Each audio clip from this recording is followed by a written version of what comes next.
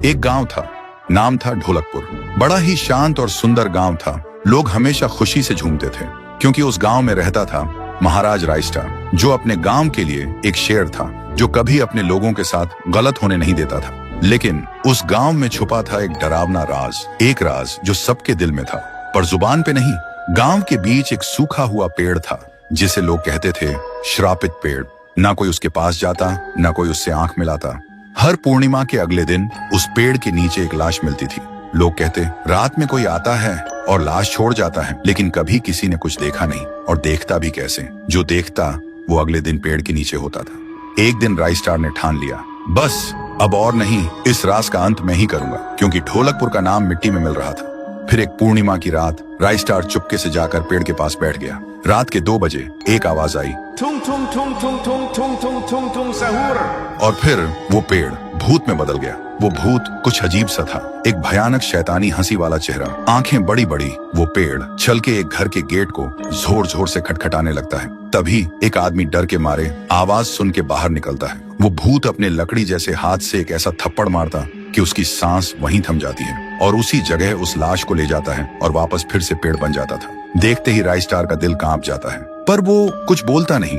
सुबह लोग भीड़ में जमा हुए और रायस्टार ने पहली बार उस पेड़ से बात करने की कोशिश की। पेड़ के अंदर से एक आवाज निकली, क्या तुम सब भूल गए मुझे? रायस्टार बोलता है, तू कौन है? पेड़ बोलता है, मैं हूँ ठुन ठुन ठुन साहुर। एक वक्त था जब मैं भी इस गांव का एक प्यारा सा बच्चा था, लेकिन 100 साल पहले मुझे इसी पेड़ से रस्सी बांधकर उल्टा लटका दिया गया, गांव वालों की आंखों के सामने, और मेरी मौत को तमाशा बना दिया गया, सिर्फ इसलिए क्योंकि मैंने एक राज देख लिया था जो लोग छुपाना चाहते थे। और उसी पल से मेरी रूह इस पेड़ से जुड़ गई। उस दिन से मैं इंसान नहीं, एक सज्जा बन गया, और हर पूर्णिमा में एक राजदार को चुनता हूँ और फिर उसे उसकी खामोशी का हिसाब देता हूँ। रायस्टार बोलता है, लेकिन अब तो वो लोग मर चुके हैं ना जो तेरा कसूरवार थे। अब तू मासूम लोगों को क्यों मार रहा है? पेड़ कुछ देर चुप रहता है, फिर बोलता है, ठीक है, बस एक बार मुझे याद करो, एक दिया जला दो, फिर मैं कभी किसी को नहीं मारूंगा। फिर रात में सब लोग आते हैं, एक एक दिया जलाते हैं, और तभी पेड़ अपने आप से आग पकड़ लेता है और आखिर में मुक्ति मिलती ठुन ठुन ठुन साहुर को। उस दिन के बाद गांव में कभी कोई लाश नहीं मिली। हर पूर्णिमा में लोग एक दिया जलाकर उसकी यादों को जिंदा रखते हैं, क्योंकि अगर भूल गए तो सपने में एक आवाज सुनाई देती थी, थुंग थुंग थुंग थुंग थुंग थुंग थुंग थुंग थुंग सहूर। 1 साल बीत चुका था। ढोलकपुर वापस शांत था। गांव के लोग फिर से खुशी से जीने लगे थे।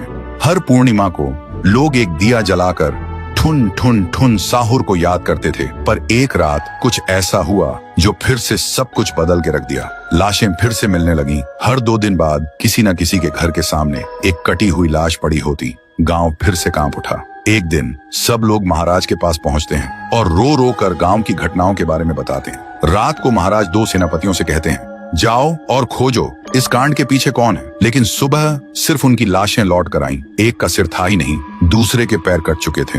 महाराज समझ गए कुछ तो लौट आया है, कुछ जो सिर्फ मौत का खेल खेल रहा है। और फिर कहते हैं, अब इस जंग का सामना मुझे ही करना होगा। उसी रात महाराज चुपके से गांव में आते हैं और एक पेड़ के पीछे खुद को छुपा लेते हैं। और ठीक रात के 2:30 बजे अचानक कहीं से धुआं छा जाता है और उस धुएं के अंदर से एक आवाज आती है,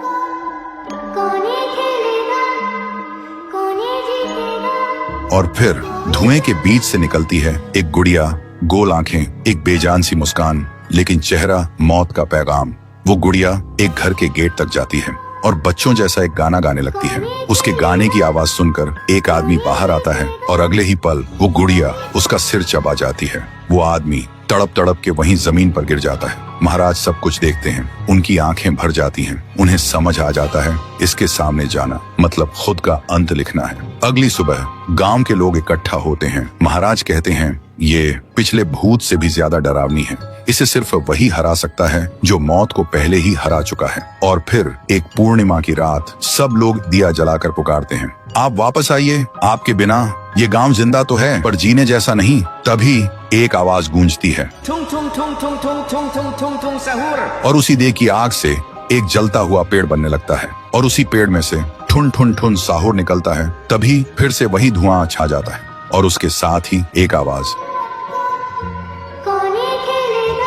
सब लोग घुटनों के बल गिर जाते हैं। और कांपती आवाज में बोलते हैं, हमें बचाइए, वो आ गई है। ठुन ठुन ठुन साहुर एक जोरदार जंप करता है और सीधा उस धुएं में घुस जाता है और शुरू होती है एक आखिरी जंग। ठुन ठुन ठुन साहुर और गुड़िया की। जमीन कांपने लगती है, आसमान से बिजली गिरती है और जब धुआं हटता है तो दिखाई देता है गुड़िया बिखर चुकी थी, हाथ अलग, सिर अलग, पैर अलग। और तब से गांव में फिर से एक नई सुबह हुई।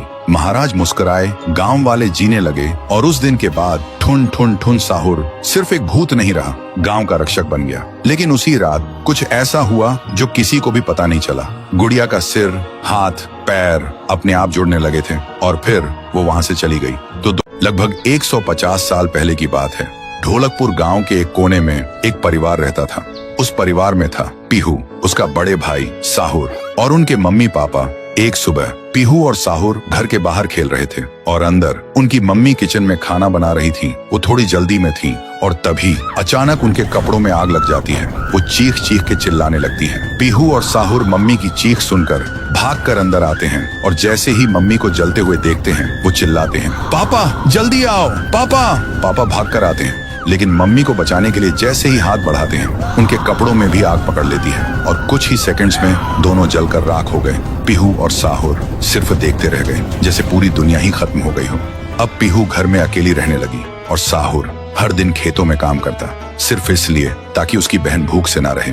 एक पूर्णिमा की रात थी।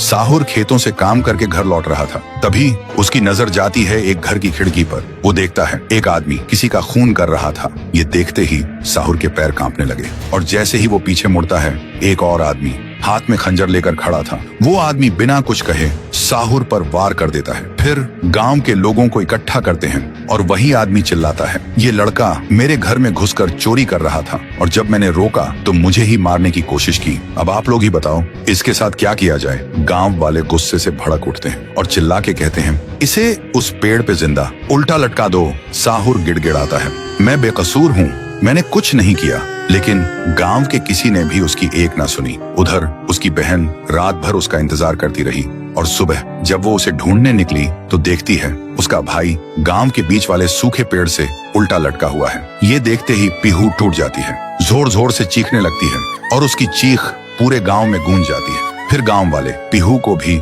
चोर का बहन कहकर गांव से निकाल देते हैं और तब से साहुर की आत्मा उस पेड़ के अंदर समा गई थी और पीहू गांव के बाहर एक झोपड़ी में रहने लगी थी। रोज एक पेड़ के नीचे बैठकर भीख मांगती थी, लेकिन कोई भी उसे कुछ भी खाने को नहीं देता था। वो बस भूखी पेट पेड़ के नीचे लेटी रहती थी। साहुर भी अपनी बहन का दर्द महसूस कर पाता था, लेकिन वो कुछ नहीं कर सकता था। फिर एक दिन पीहू रास्ते में खाना मांग रही थी और तभी एक नशे में चली गाड़ी ने उसे कुचल दिया था। तब से पीहू एक भूखी आत्मा बन गई जो हर गांव में भटकती थी, सिर्फ एक ही बात कहकर, मुझे भूख लगी है। ये सब याद करते ही तुंग तुंग तुंग साहुर की आंखों से आंसू टपकने लगते हैं और तभी उसे एक आवाज सुनाई देती है। भैया, और बिना कुछ सोचे तुंग तुंग तुंग साहुरा उस सूखे पेड़ के अंदर से निकलता है और अंधेरे में सीधा उस आवाज की तरफ चल पड़ता है। तो दोस्तों, अगर आप चाहते हो कि अगले पार्ट में पीहू, गुड़िया और तुंग तुंग तुंग साहुर की पावर दिखाई जाए तो इस वीडियो को 2 लाख लाइक्स तक पहुंचाओ, तभी आएगा असली तांडव। एक लड़की थी, नाम था पीहू। ना माँ थी न बाप। एक झोपड़ी में अकेली रहती थी। हर रोज सड़क किनारे बैठ जाती थी। फटे कपड़े, गंदे बाल और आंखों में भूख की जलती हुई आग। लोग आते जाते, कोई दान देता, कोई थूक के चला जाता। लेकिन पीहू कुछ अजीब थी। जिसने उसे खाना दिया उसके हाथों में फूल खिलते थे और जिसने उसे नजरअंदाज किया या हंस के निकला, कुछ न कुछ उसका कट के ही रहता था। एक दिन शहर का सबसे बड़ा ठेकेदार तिवारी सेठ को जोर से सूसू लगी थी। वहीं जगह आके गाड़ी रोकता है। गाड़ी से उतरते हुए देखकर पीहू हाथ जोड़ के बोली, भूख लगी है अंकल, कुछ दे दो। तिवारी ने हंस के कहा, जा भाग यहाँ से भूतनी के, और बिना शर्म के उस मासूम लड़की के ऊपर ही सूसू कर दिया। पीहू चुप रही, कुछ बोली नहीं, बस अपनी आंखों से सेठ को देखा। अगले दिन ब्रेकिंग न्यूज थी। तिवारी सेठ की गाड़ी का ब्रेक फेल हुआ था और पेड़ से टकराई और सिर धड़ से अलग। लोग बोले कुदरत का न्याय है, लेकिन कुछ समझदार लोग धीरे से बोले, न्याय नहीं, ये उस भूखी बच्ची का श्राप है। और एक रात एक कॉलेज लड़का आया। पीहू ने हाथ फैलाया, भैया कुछ खिला दो, बहुत भूख लगी है। लड़का हंसा, तेरा पेट नहीं भरेगा कभी, चल हट। लड़का बोल के चला जाता है। उसी रात 2 बजे वो लड़का सो रहा था। उसे एक आवाज सुनाई दी, अब तुझे भूख लगेगी पर खाने को कुछ नहीं मिलेगा। कभी नहीं, अगली सुबह लड़का पागल हो चुका था। हर प्लेट से खाना गायब, जो भी खाना रखता था सब गायब हो जाता था। उसकी जिंदगी से भोजन नाम की चीज ही गायब हो गई थी। धीरे धीरे पीहू की कहानी फैल गई। जो उसे खिलाता है बच जाता है, जो हंसता है मिट जाता है। अब सड़क के कोने पे लोग लाइन लगा के खाना देने लगे डर के मारे।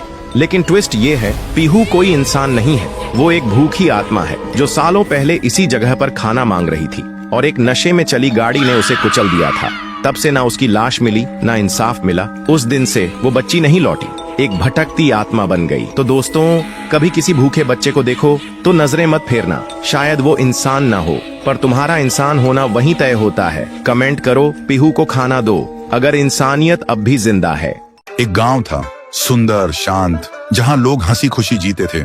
बच्चे गाना गाते हुए स्कूल जाते और रात में लोग छत पे तारे गिन के सो जाते। लेकिन उन्हें क्या पता था, उस सुकून पे अब अंधेरा छाने वाला था, क्योंकि उस गांव में लौट आई थी पीहू। गांव के बाहर एक स्कूल था और उसी स्कूल के सामने पीहू रोज बैठ जाती थी खाना मांगने के लिए। लोग आते जाते देखकर सोचते थे कोई बेघर बच्ची होगी। एक रात स्कूल का एक गार्ड रात में चौकीदारी करते हुए वहां से गुजर रहा था। पीहू उसे देखती है और बोलती है, मुझे भूख लगी है, कुछ खिला दो। गार्ड कुछ नहीं बोलता, सिर्फ घूरता है और अंदर जाकर सीसीटीवी चेक करने लगता है। तभी स्क्रीन से एक लाल हाथ निकलता है और अगले ही सेकंड में वो आदमी गायब। अगले दिन सुबह गांव में हंगामा मच गया, सब कांप गए, किसी को समझ नहीं आया किसने किया। उसी दिन 9वीं क्लास का एक लड़का खाना खाते हुए पीहू के पास जाता है और बोलता है, खाना चाहिए भिखारी, जा अपने बाप से मांग, और हंस के चला जाता है। पीहू कुछ नहीं बोलती, बस चुप रहती है।